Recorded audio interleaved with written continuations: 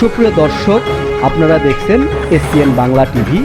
দেখুন ও সাবস্ক্রাইব করুন SPN Bangla TV, দেশ ও মানুষের কথা বলে।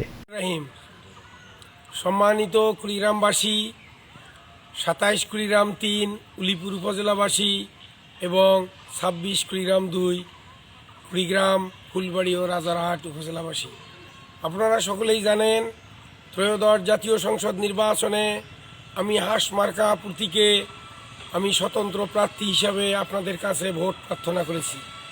আপনারা আমাকে হাঁস মার্কা প্রতীকে বিপুল ভোটে জয়ী করবেন এবং আপনারা সকলেই অবগত আছেন, আমি ইতিপূর্বে বলেছি আমাদের কুড়িগ্রামের মানুষ অত্যন্ত সহজ সরল। কুড়িগ্রামে ধল্লা ও তিস্তা নদীর অববাহিকায় অনেক সংখ্যক লোক এবং যারা বহু সংখ্যক লোক রয়েছে তারা অত্যন্ত কষ্টে রয়েছে।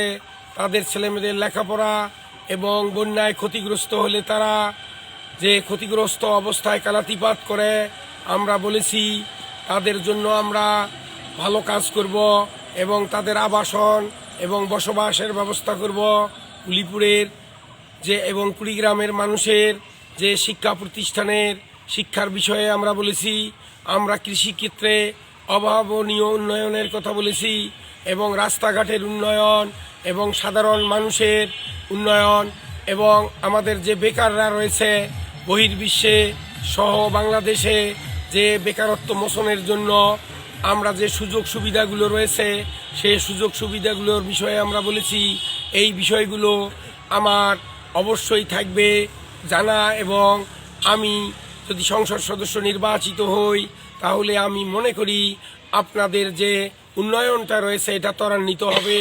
আপনারা জানেন উলিপুর এবং কুড়িগ্রামে আমাদের 2 ও 3 আসনে যারা ইতিপূর্বে স্বাধীনতার পর থেকে 54 বছর পর্যন্ত সংসদ সদস্য হিসাবে ছিল তারা শুধু ভোট নিয়ে নিজের আখের গোছাইছেন, কিন্তু তারা কখনোই উলিপুর এবং কুড়িগ্রামের যে মানুষ রয়েছে 2 এবং 3-এর, কুড়িগ্রাম 2 সেটা হচ্ছে আমাদের কুড়িগ্রাম ফুলবাড়ি ও রাজারহাট এবং উলিপুর উপজেলার মানুষের যে অসুবিধা ছিল, যে তাদের যে দুঃখ দুর্দশা ছিল, এগুলা মোচনের বিষয়ে তারা কিছু করে নাই।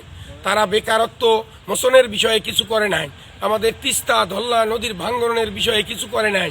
আমাদের যে প্রাথমিক শিক্ষা ব্যবস্থা এবং উচ্চ বিদ্যালয়গুলোতে যে শিক্ষা ব্যবস্থার প্রতিষ্ঠানের অবকাঠামোর উন্নয়ন করে নাই। এই বিষয়গুলো আমি উন্নয়ন করব এবং মানুষের যে উন্নয়ন মুখরিত যে কাজগুলো করা দরকার এই কাজগুলো করার জন্য আমি অঙ্গীকারাবদ্ধ এবং আমি ইলেকট্রনিক মিডিয়াতে বারবার আমি আপনাদের দৃষ্টি আকর্ষণ করছি। কেন উলিপুরের মানুষ এবং কুড়িগ্রামের মানুষ অত্যন্ত সহজ সরল হওয়ার কারণে আমি সাংবাদিক ভাইদের কাছে আমি অকাতরে সব সময় গেছি এবং তারা আমাকে সহায়তা করছেন।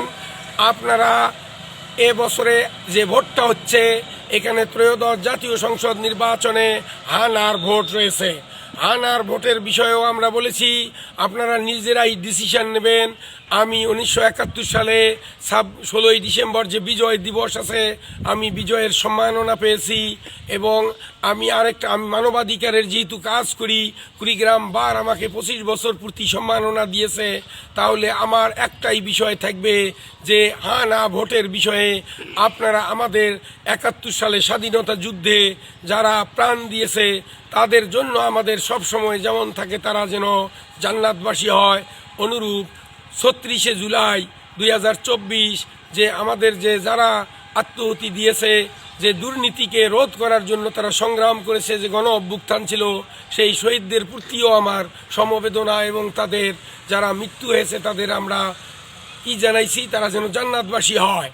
এ বিষয়গুলো সবাই মাথায় রেখে চিন্তা ভাবনা করবেন। আমরা আরও একটা জিনিস আমি ভোট প্রার্থনাকারী রিয়াজ আছে শর্ট করছি, আলী রিয়াজ আমাদের যে সংবিধানটা আছে বাংলাদেশ যে পরিচালিত হবে সংবিধান, এখানে আমাদের যে ইসলামী স্কলাররা রয়েছেন তারা ইতিপূর্বে সকলকে অবগত করাইছেন একটা বিষয়, সেটা হচ্ছে বিসমিল্লাহির রহমানির রহিম যদি বর্তমান সরকার রিপ্লেস না করে এই সংবিধান সংরক্ষণ কমিটিতে তাহলে বিসমিল্লাহির রহমানির রহিমটা বাদ পড়ে যাবে।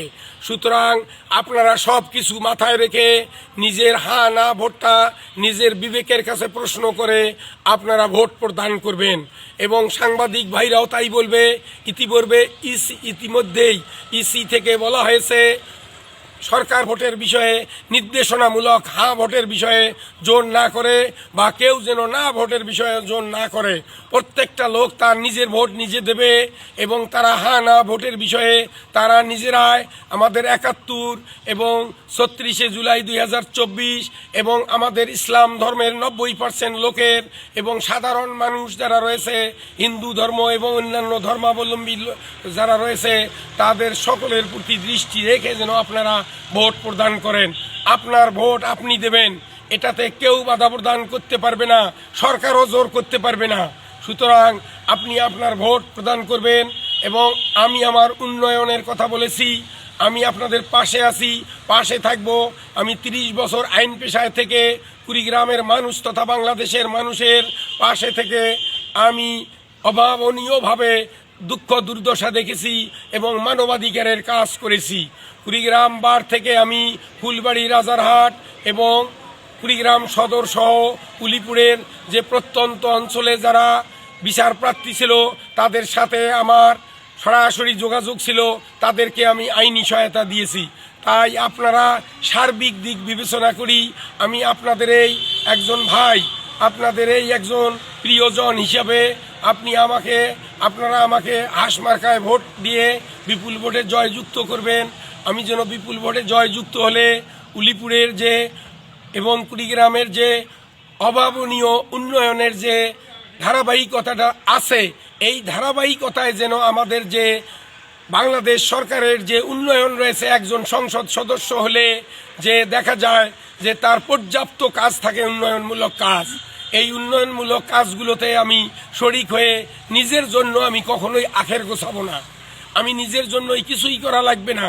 আমি বাংলাদেশের একজন সুপ্রিম কোর্টের আইনজীবী হিসাবে আমি উলিপুরের মানুষের পাশে থাকতে চাই, কুড়িগ্রাম, ফুলবাড়ি, রাজারহাট মানুষের পাশে তথা সমগ্র কুড়িগ্রামবাসীর পাশে থাকতে চাই। কুড়িগ্রামের মানুষ চায় কুড়িগ্রামে একটা সরকারি কলেজটাকে বিশ্ববিদ্যালয় করা হোক। আমরা এটা বলেছি। কুড়িগ্রামে একটা মেডিকেল হাসপাতাল রয়েছে, সেই হাসপাতালটাকে মেডিকেল কলেজ করা হোক। আমরা এটা জোর দিয়ে বলেছি। সকল শিক্ষা প্রতিষ্ঠানের অবকাঠামো উন্নয়ন করলে আমাদের কুড়িগ্রাম জেলার মানুষ শিক্ষিত হবে, বেকারত্ব মোচন হবে এবং কৃষিতে অভাবনীয় উন্নয়ন হবে। আপনারা আমাকে হাঁস মার্কায় ভোট দেবেন এবং জয়যুক্ত করবেন। সাংবাদিক ভাই সহ সকলের প্রতি আমার রইল সালাম, আসসালামু আলাইকুম। এবং সকলেই ভালো থাকবেন, সুস্থ থাকবেন এবং সকলেই যে সঠিকভাবে ভোট প্রদান করবেন, বাড়িতে থাকবেন না, ভোটের দিন সকলে যে ভোট দিবেন। এই বলি আমি আমার বক্তব্য শেষ করছি। সকলকে ধন্যবাদ।